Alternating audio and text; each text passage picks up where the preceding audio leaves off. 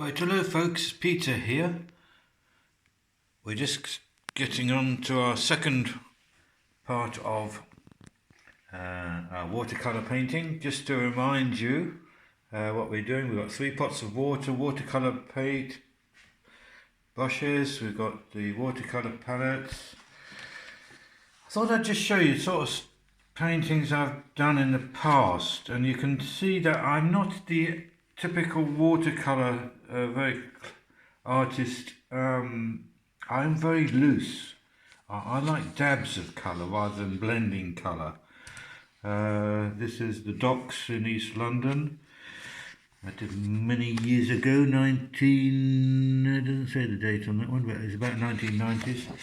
Oh yes, this is a figurative a wash, what we call, using a large brush like this, very quick.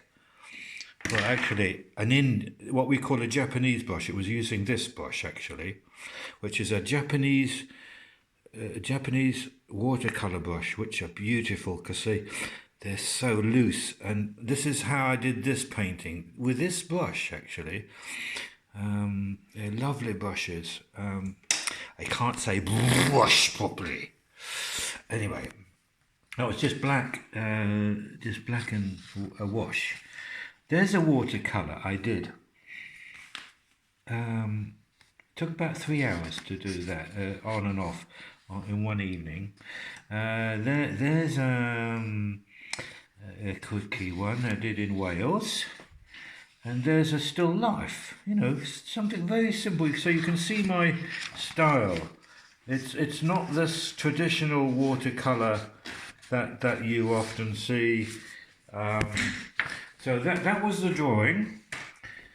Now we've got there. So that's what my memory of the sketch. Well, that is the sketch I did in 2000. I can't remember. Anyway, this is what we're doing.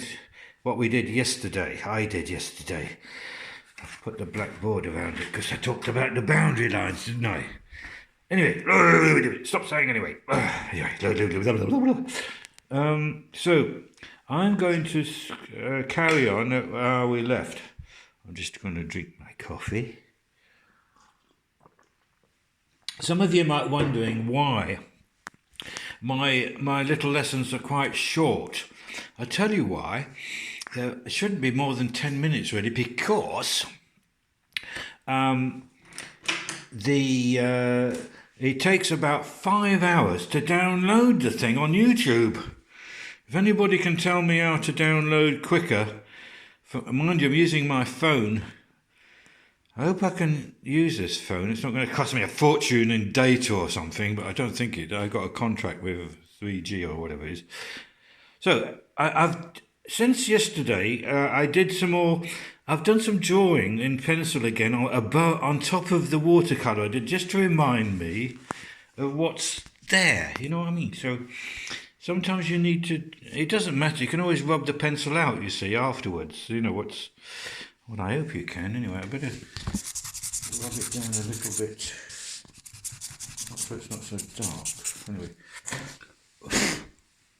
So, what I'm going to do now is put some, as I said yesterday, I should really work from light to dark, but to be honest, I'm going to start with this blue here, because I just need to, about the length, I want to get some sort of distance here. Now, what I'm doing, I'm standing. I think I'll sit down. Why don't I? I was standing yesterday. I don't know why. Because the one thing about painting, can I just show you something?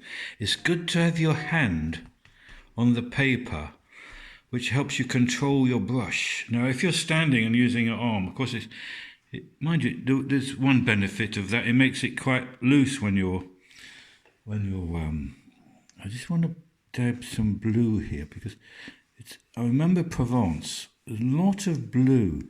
A lot of blue. So I'm just mixing my blue. A lot of. I just want to.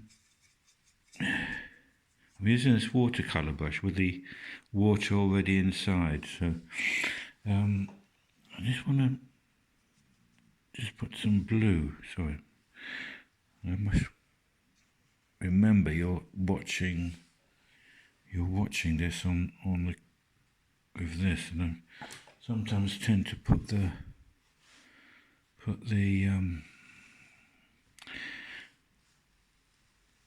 I'm looking through the viewfinder as you're seeing. I just wanted to knock that blue in a bit. It's all right to go over the green, and I'll put some blue here.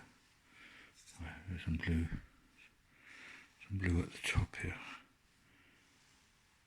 It's probably nice to go over the green a bit. And there's a tree here. This is quite dark, so and this. I just want to get this. Start knocking this tree in here with shadows. The shadow of the tree coming along. Sometimes I'm looking through the viewfinder, like you're seeing this, instead of looking at the painting. Anyway, so you can see I'm very loose. I've always been a bit of a loose person.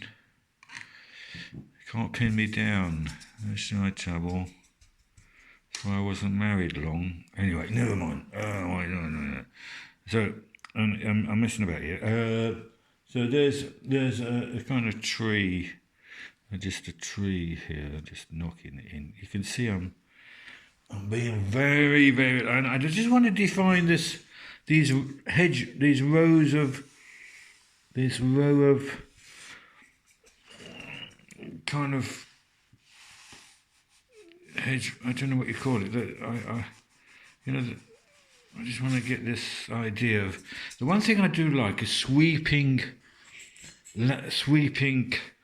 How can I work? What's the word? I like the perspective. You know, where you're going to. This is our horizon line here, really. Of course, there's this blue here, lake, which I must remember. Sorry, I'm not pointing the camera to the where I'm painting. So I'm just getting a feel of, I'm just, water.